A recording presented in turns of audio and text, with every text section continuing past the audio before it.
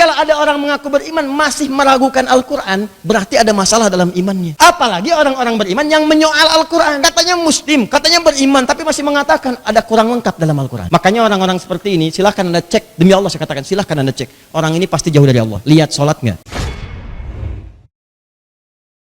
Masih ingat pertemuan pertama saat saya menerangkan bentuk pasif kata-kata kutiba alaikumusiyam? Ya, kan saya terangkan pada Anda. Kalau ada ayat Quran bentuknya pasif, ini menunjukkan bahwa orang-orang beriman sudah yakin dengan itu, sehingga saking yakinnya tidak perlu disebutkan lagi siapa yang menurunkan. Ya, kalau sudah urusan Quran pasti terkait dengan Allah. Kalau orang beriman tuh nggak usah tanya lagi. Kalau ada orang mengaku beriman masih menyoal Al-Quran, ini menunjukkan ada yang salah dalam imannya. Masih ingat nggak waktu saya sampaikan di awal? Ya ayyuhalladzina amanu kutiba alaikumusiyam. Kenapa bentuknya pasif? Padahal Allah bisa mengatakan ya ayyuhalladzina amanu kataballahu alaikumusiyam. Allahnya muncul. Kan bentuk aktif itu subjeknya selalu muncul kan? Ya. Saya makan nasi, saya subjek, makan predikat, nasi objek. Nasi dimakan, ya.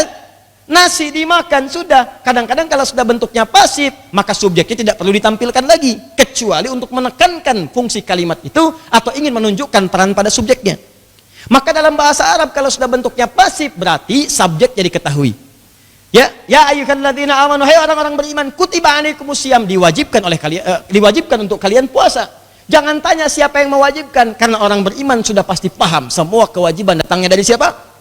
Allah. Sama persis ketika kalimatnya Al-Quran itu diturunkan bulan Ramadan, di bulan itu Quran diturunkan. Kenapa bentuknya pasif bukan aktif? Kalau aktif begini, alladzi anzalallahu fihil Quran, di bulan itulah Allah menurunkan Al-Quran.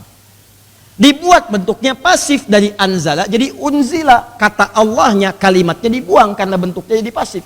Unzila diturunkan, siapa yang nurunkan?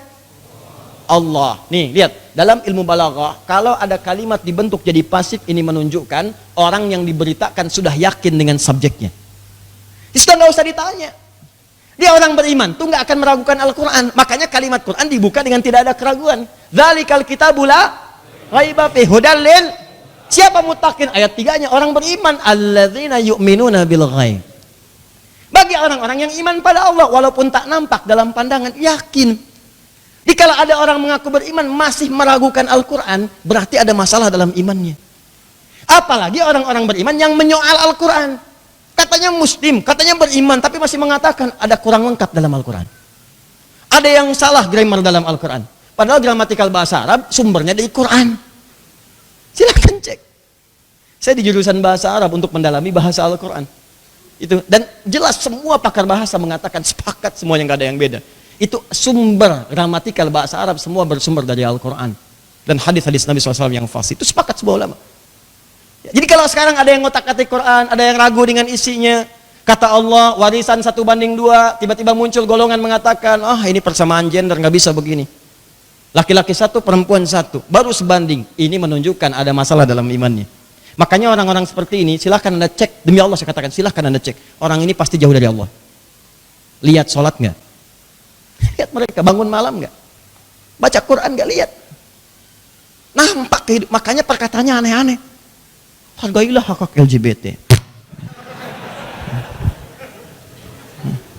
Ya, paham? Kita doakan semoga Allah memberikan hidayah dan kekuatan. Ya.